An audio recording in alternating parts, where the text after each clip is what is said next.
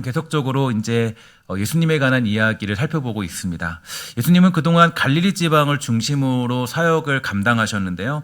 그러나 이제는 예루살렘으로 올라가고 계시죠. 예루살렘으로 올라간다라는 것은 이제 예수님께서 이루시고자 하는 일들을 완성하시기 위해서 가신다라고 보면 될 텐데요. 그 길은 우리가 잘 아는 것처럼 이 고난을 당하며 십자가를 지는 길이 되는 것입니다. 이 길에 대하여서 제자들에게 예수님이 수없이 가르치고 말씀하셨지만 이 제자들은 예수님이 가시는 길을 조금도 이해하지도 못했고 받아들이지도 못했습니다. 제자들이 예수님이 가시는 길을 받아들이지 못했던 이유가 과연 어디에 있을까요? 언젠가 그 하나님께서 그들의 눈을 밝히실 그때가 분명히 있겠지만 제자들의 입장으로 볼 때 그들의 마음에는 아직도 버리지 못했던 이 마음들이 있었기 때문입니다.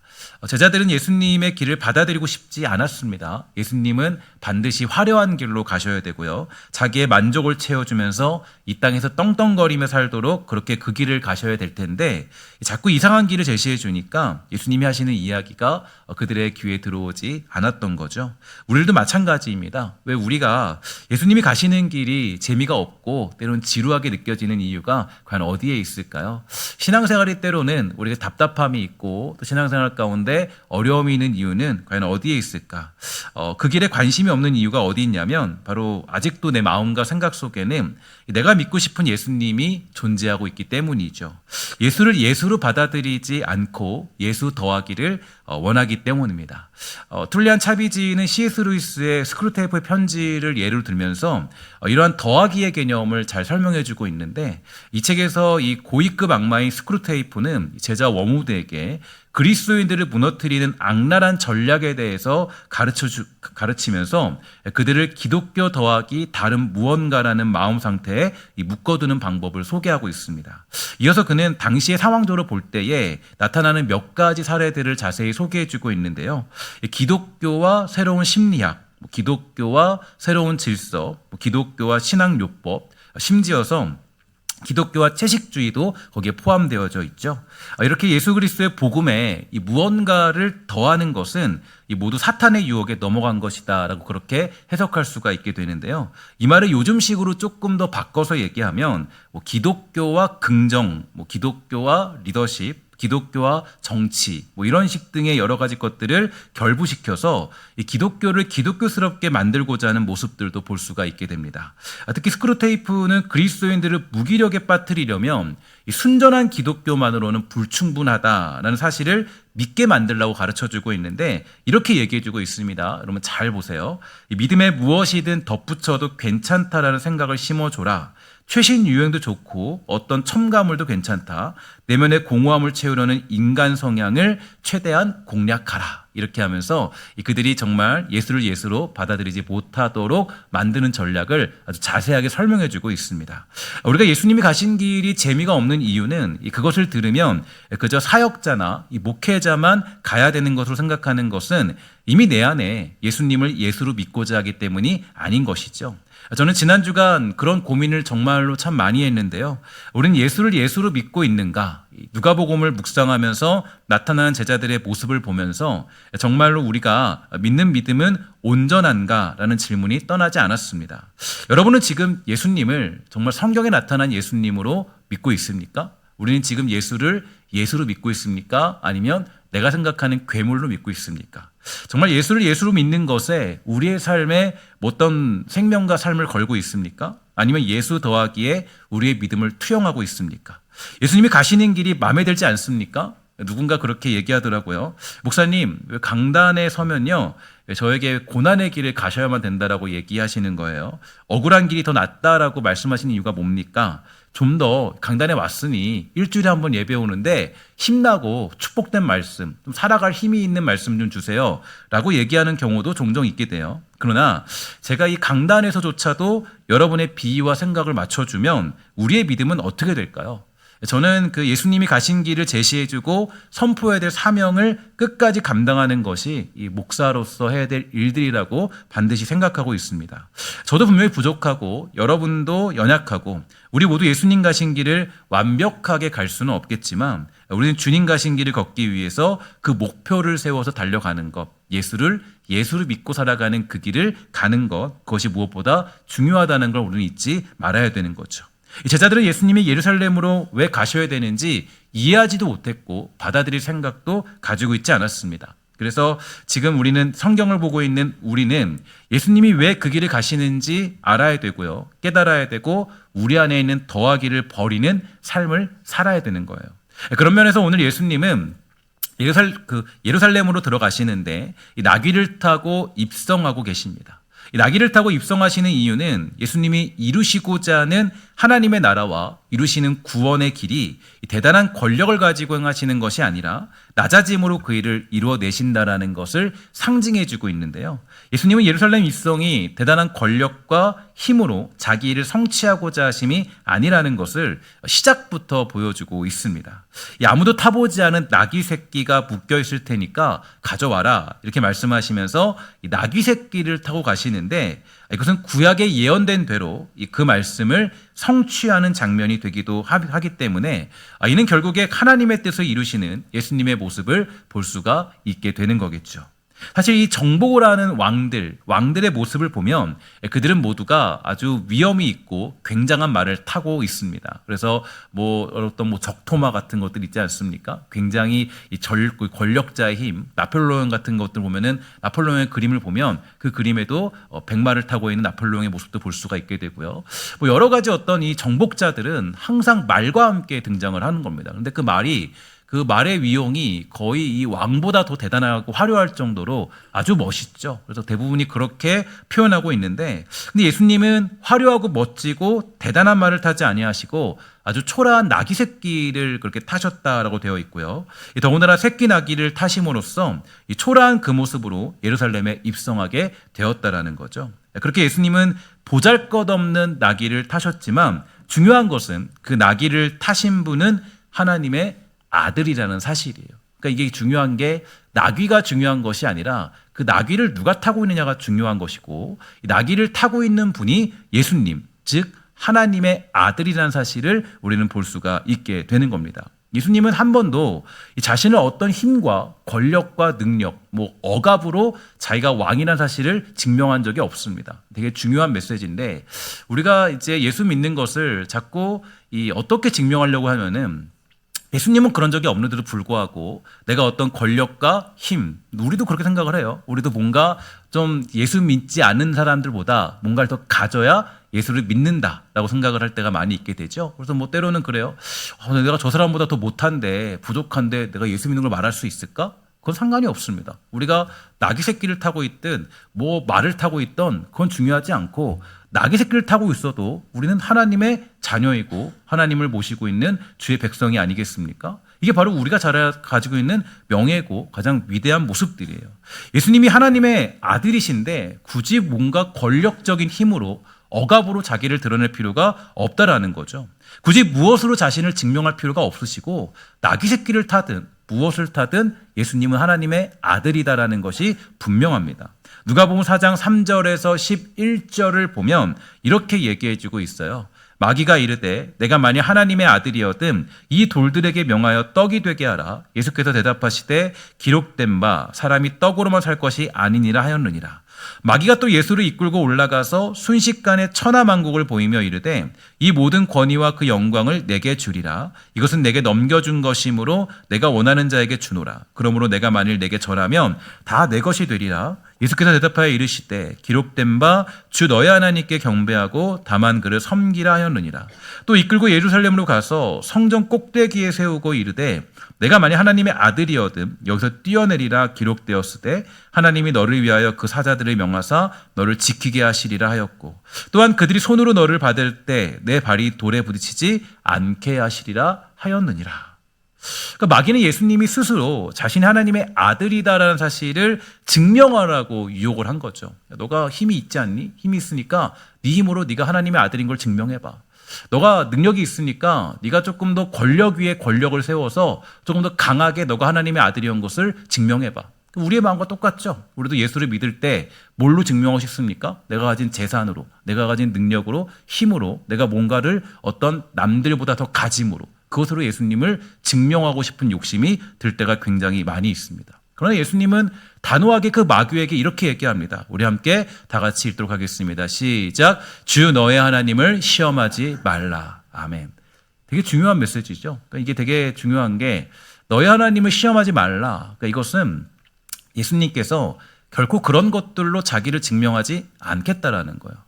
그러니까 우리가 어떤 초자연적인 기적이나 어떤 능력이나 힘으로 자기를 증명하려고 할 때가 많이 있게 되는데요. 근데 그러한 때에 굉장히 우리는 위험한 사상에 빠질 수 있고 잘못된 기독교에 빠져서 우리가 때로는 이상한 그런 예수를 믿게 될 때도 많이 있게 되는 겁니다. 이런 마귀의 유혹은 우리의 마음과 똑같아요. 예수님을 예수로 믿지 않고 예수님이 살아계신 하나님이다라는 사실을 증명해 주시기를 원하십니다. 예수님이 하나님의 아들이라는 사실을 무언가로 증명해 주셔야 내가 믿겠습니다 얘기할 때가 있죠. 그러나 우리가 자녀와 부모의 관계를 굳이 어떤 대단한 증명서를 통해서 증명할 필요는 없습니다. 어느 날 자녀가 저에게 와서 이렇게 얘기해요. 아버님, 제가 요즘에 한 가지 의심이 있습니다. 그 의심은 뭐냐면 바로 당신이 정말 제 아버지인가 하는 의심이 드는데 그래서 제가 요청사항이 있어요. 요청은 뭐냐면 당신이 제 아버지라는 사실을 증명 좀 시켜주세요 라고 얘기한다면 그러면 그 아버지가 어떤 반응을 보일까요? 아버지가 이렇게 얘기할까요? 그래, 너 참 잘했다. 내가 저기 병원 가서 증명서 좀 내가 떼줄게 라고 하는 아버지는 아무도 없을 거예요. 아버지는 다 얘기하죠. 제대로 된 아버지는 이렇게 얘기할 겁니다. 야, 너 할 일이나 잘해라. 헛소리하지 말고. 그죠? 뭐 공부나 열심히 해, 너. 야, 회사나 잘 다니고. 그러니까 여러분 이게 되게 중요한 거예요. 그러니까 굳이 아버지가 자녀에게 내가 아버지라는 사실을 증명할 필요는 없어요. 예수님도 마찬가지죠. 예수님이 하나님의 아들이라는 사실을 증명하실 이유가 없고 더군다나 그것을 보이는 힘과 권력으로 증명해내실 이유가 없습니다. 내가 권력자야. 아니 어차피 하나님은 주관자신데 내가 권력자라는 걸 굳이 증명할 필요가 뭐가 있냐고요. 내가 남들보다 뛰어나. 아니 이거를 누가 굳이 증명할 필요가 뭐가 있냐고요. 예수님은 하나님의 아들이신데 그냥 예수님 자체로 예수님은 하나님의 아들이신 거예요. 이게 되게 중요한 메시지가 우리가 자꾸 예수님을 뭘로 증명해달라. 예수님이 누구시고 당신이 어떤 존재고 당신이 나에게 힘을 주시고 뭘 해주시고 어떻게 해놓고 저거 해주고 뭐 자녀가 잘 되면 내가 정말 뭐 하나님을 믿겠어요. 그건 중요하지 않아요. 굳이 예수님이 그걸 증명할 필요가 어디 있냐고요. 예수님이 하나님의 아들이라는 사실을 증명하실 이유가 없고 더군다나 그것을 보이는 힘과 권력으로 증명해내실 이유는 더더욱 없습니다. 그러나 우리는 주님께 말하죠. 주님, 이것만 이루어지면 제가 믿겠습니다. 이것만 제가 해결되면요, 제가 믿어요. 이것만 어떻게 되면 믿습니다. 물론 우리 하나님은 너무나도 인자한 분이셔서 아주 때를 쓰면 하나님이 들어주기도 하실 때가 있습니다. 그러나 우리 주님 분명히 말씀했습니다. 함께 읽을게요. 요한복음 20장 29절인데요. 함께 다 같이 읽도록 합니다. 시작. 예수께서 이르시되 너는 나를 본고로 믿느냐? 보지 못하고 믿는 자들은 복되도다 하시니라. 아멘. 복된 게 보지 않고 믿는 건데 우리는 보여달라는 거예요. 우리는 더 복이 없는 자가 되게 하소서. 똑같은 얘기죠. 하나님 뭐 내놓으세요. 좀 증명 좀 주세요. 증거 주세요. 이게보다 더 좋은 게 뭐냐면 보지 않고 믿는 거래요. 그러니까 우리에게 가장 복된 믿음은 보지 않고 믿는 믿음이에요. 그분이 나의 구주시고 나의 창조주라는 사실을 들을 때에 믿는 것입니다. 그게 복된 것이라고 성경은 얘기해 주고 있어요. 그러면 왜 이것이 복된 것일까요? 일단 보겠다라는 것은 우리의 욕심이 반영됩니다. 그러니까 내가 보겠다. 보고 내가 예수님 믿을게요. 주님이 나에게 뭐 해결해 주면 이거 다 해결되면 내가 주님 믿겠습니다. 그때부터 내가 주님께 드릴게요. 그런 사람도 있죠. 내가 주님이 주시면 내가 드릴게요. 복은 복이 없죠. 복은 뭐예요? 내가 보지 않고도 믿는 믿음이에요. 그러니까 일단 보겠다라는 것은 우리의 욕심이 반영되는 겁니다. 우리의 생각과 우리가 원하는 것이 투영되는 거예요. 그럼 이런 사람하고 혹시라도 남자 여자끼리 만나서 결혼하려면 이런 사람도 있죠. 당신이 날 사랑하면 내가 당신 사랑하겠습니다. 증명해 주세요. 뭐 재산 주고 뭐 차 내놓고 뭐 주고 이런 사람 만나면 돼요, 안 돼요? 만나면 안 되죠. 그냥 사랑하는 거죠. 딱 만나서 사랑하고 조건 보고 사랑하는 게 아니라 그냥 사랑하는 사람, 이 사람하고 결혼해야 되는 거잖아요. 근데 여러분 우리가 보면은 하나님과 관계 때도 그럴 때가 많이 있어요. 내가 원하는 대로 무언가 있어야 믿겠다라는 거. 주여 주님 당신이 그리스도라면 적어도 제가 당신의 왼팔이나 오른팔 정도는 되어야 믿겠습니다 라고 하는 것과 똑같은 얘기예요. 그러나 예수님은 굳이 그러한 것으로 자신을 증명할 필요가 없어요. 오히려 복음서를 보면 기적을 이루시면서도 자기가 하나님의 아들이시며 주권자라는 사실을 때가 찰 때까지는 누구에게도 말하지 말라고 말씀하십니다. 더군다나 예수님이 자신을 증명하시는 방법은 누군가보다 뛰어난 우월성이 아니라 오히려 겸손과 낮아짐이셨어요. 이것이 우리에게 있어서 불만이죠. 우리의 마음은 예수를 믿으면 누구보다 우월해지는 것입니다. 저 사람보다 내가 좀 우월해지고 낮고 괜찮고 성격도 좋고 마음도 좋고 내가 누린 것도 많고 내가 저 사람보다 그래도 예수 믿으니까 더 나아야 되는 거 아니야? 집을 하나 가져도 방 한 칸 더 있어야 되고 차를 하나 가져도 더 나은 자동차 하나 있어야 되고 그것도 아니면 자식이라도 잘 되어야 되지 않나 생각을 합니다. 그러나 예수님은 한 번도 자신이 하나님의 아들이라는 사실을 나는 너와 다른 존재다라고 증명한 적이 없다라는 거예요. 바리새인들이 예수님을 거절했던 이유가 어디에 있습니까? 그들은 이 땅 앞에 우월한 존재이고 싶었습니다. 더 나은 존재라고 생각했어요. 바리새인과 세리의 기도를 한번 생각해 봅시다. 바리새인은 이렇게 기도했어요. 누가복음 18장 9절에 보니까 이렇게 되어 있습니다. 또 자기를 어떻게 믿는다고요? 의롭다고 믿고 다른 사람을 뭐 한다고요? 멸시하는 자들에게 이 비유를 말씀하시되. 그러니까 내가 더 의롭다, 더 우월하다, 내가 너보다 더 나아. 이런 사람들. 그러니까 바리새인들은 자신들이 더 의롭다, 더 낫다라는 생각에 빠져 있었는데 하나님의 자녀인 자신들이 더 우월하다고 생각했던 사람들이 바리새인들이에요. 그러니까 예수님이 존재하는 이유는 그것을 증명하는 분이어야 한다라고 그들은 생각을 한 거죠. 저보다 더 우월한 존재. 그러니까 우리가 더 우월하다. 세리 따위랑은 비교할 수 없이 우월하다. 저런 죄인들과는 비교할 수 없을 정도로 우월하다. 우리도 그럴 때 있죠. 야, 우리가 세상 사람보다 낫지. 바리새인들이 생각합니다. 11절 12절에 보니까 이렇게 얘기하죠. 바리새인은 서서 따로 기도하여 이르되 하나님이여 나는 다른 사람들 곧 토색, 불의, 간음을 하는 자들과 같지 아니하고 이 세리와도 같지 아니함을 감사합니다. 나는 일에 2번씩 금식하고 또 소득의 11조를 드리나이다 하고. 내가 더 낫다. 바리새인들의 마음에는 저들보다 내가 더 나아야 돼요. 예수님이 오시면 예수님이 증명해 줘야 될 게 뭐예요? 예수님을 말미암아 내가 더 그들보다 더 뛰어나고 우월하다는 걸 증명해 주는 분이 하나님의 아들이어야 돼요. 그러니까 자신은 어느 정도의 선을 유지하고 있으니 그들보다 낫다라고 생각을 하죠. 그러나 예수님은 이런 사람을 가리켜서 의롭다 하심을 받지 못했다라고 말해주고 있어요. 바리새인들이 예수님을 거절한 이유가 과연 어디에 있었습니까? 우리는 이제 명확히 알 수 있는데 예수님은 자신을 우월하게 만들어주지 못하고 오히려 자신들에게 낮아진 삶을 요구하기 때문이에요. 오히려 자기는 세리와 다른 자들인데 그들보다 더 낮아져야 한다는 사실이 받기 힘든 사실이었습니다. 그러니까 예수님을 배척하고 예수님을 몰아낸 거예요. 심지어 예수님이 하나님의 아들이다라는 사실을 알았지만 그것은 그들에게 중요한 이유가 아니었습니다. 중요한 것은 자기 만족이었죠. 이러한 모습은 결국에 예수를 예수가 아닌 괴물로 믿게 만드는 형태가 되는 거예요. 우리 성경이 말하는 예수님을 믿고 성경이 말하는 예수님을 따라야 됩니다. 여러분 우리가 성경 말씀을 묵상해야 되는 이유가 어디 있어요? 그 말씀으로 그저 내가 어떤 오늘도 살아갈 힘을 얻고 능력 얻고 내가 어떤 문제가 해결되고 그것 때문에 내가 말씀 묵상하는 거예요? 아니에요. 어떻게 하면 예수님이 나의 그분이 어떤 분이시고 그분이 정말 어떠한 일을 행하셨고 우리가 어떠한 길을 걸어가야 되는지 우리 예수님이 누구신지를 정확하게 알기 위해서 매일같이 말씀 묵상하는 거예요. 그게 우리가 말씀 묵상하는 이유라고요. 예수님을 믿고 성경이 말하는 예수님을 따르는 것, 내가 생각하는 예수를 대입시켜서 믿는 것이 아니어야 돼요. 여러분 늘 우리가 신앙생활을 명확하게 견지할 필요가 있다라는 거죠.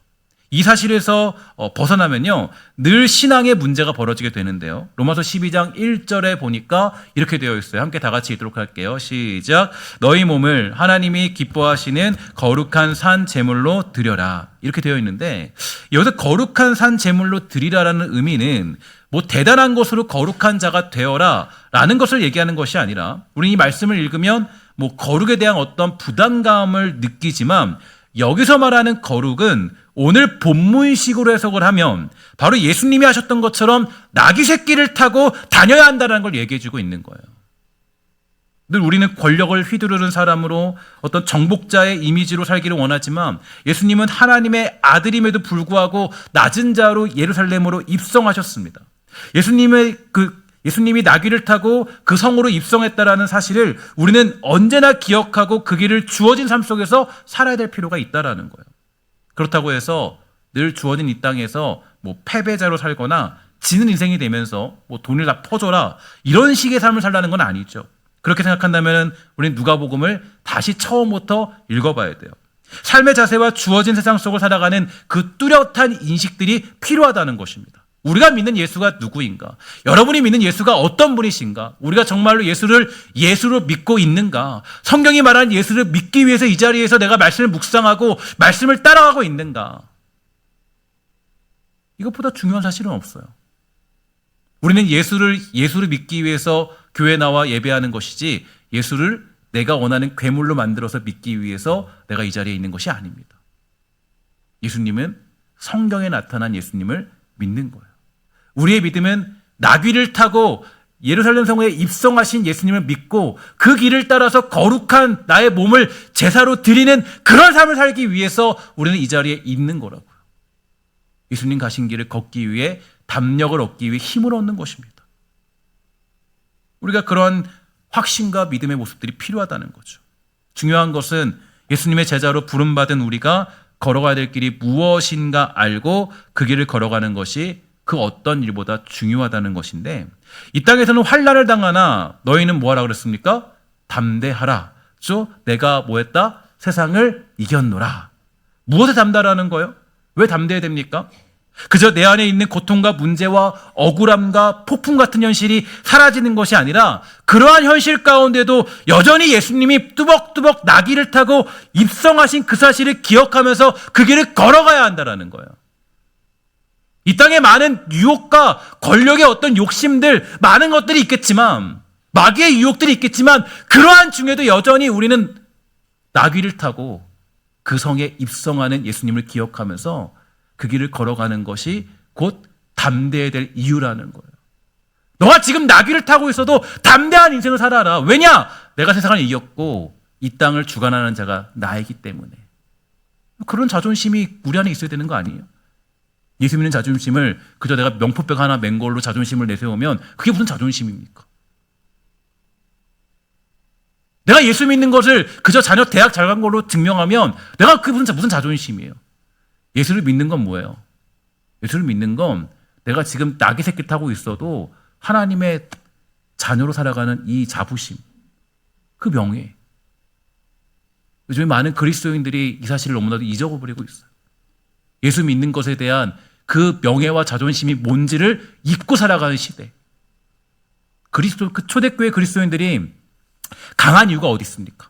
그들이 뭐 가진 게 있었어요? 능력이 있었어요? 어떤 뭐 누리는 게 있었어요? 맨날 들어가는 게 어디냐면 카타콤으로 들어가서 거기서 살아가는 그런 지하 동굴의 인생이었잖아요. 근데 그들은요, 그렇지 않았어요. 세상에 주눅들지 않았다고요. 여전히 나귀를 타고 다니는 그런 삶을 살았다고요. 여러분, 그래서 우리가 정말 우리 신앙이 예수를 예수로 믿는 그런 신앙으로 가는 거, 그게 요즘 시대에 너무 필요하더라고요. 그리고 축복하는 것은 정말 사랑하는 우리 신성교회가 예수를 예수로 믿기에 부족함 없는 교회 되어서 우리가 정말 구원에 합당한 그런 교회, 이 시대 가운데 여러 가지 많은 것들 속에서 강하게 쓰임받는 그런 교회 되기를 주의 이름으로 간절히 부탁을 드리겠습니다.